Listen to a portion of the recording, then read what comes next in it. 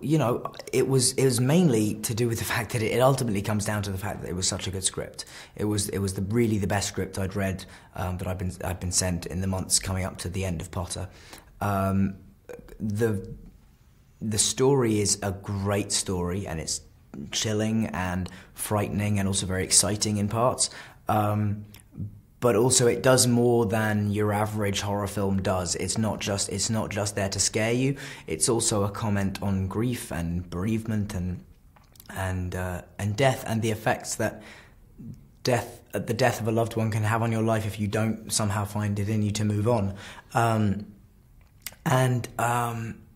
Yeah, so it's those were some very, very exciting themes for me, and I was excited to deal with them. It was a great part. It was something that I hadn't really done before in terms of being much more restrained and trying to take out all the natural energy that I have.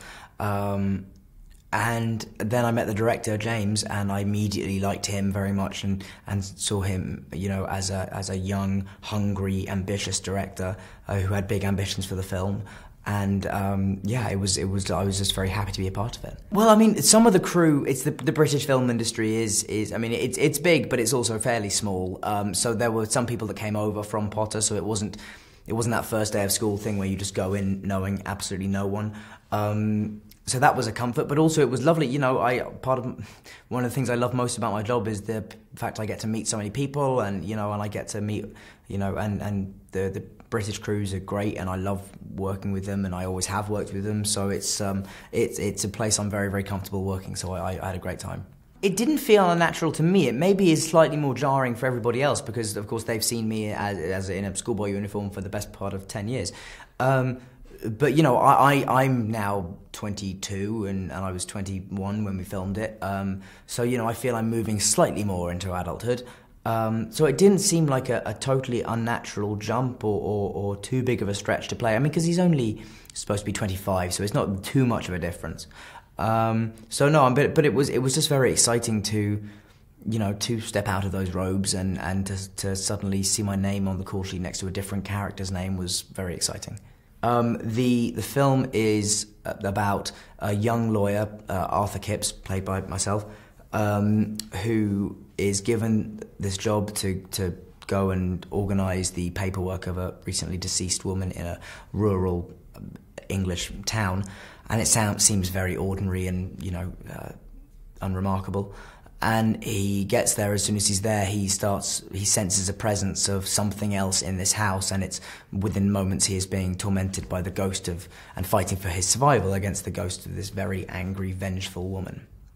Yeah, I suppose I'd say it's a thriller. I think that people have, if you say horror movie to somebody, they now expect, I think they think that means blood and gore. So, I mean, to my mind, this is a horror film, but I think for the purposes of most people, it's a thriller. It's you know, a supernatural thriller, if you like.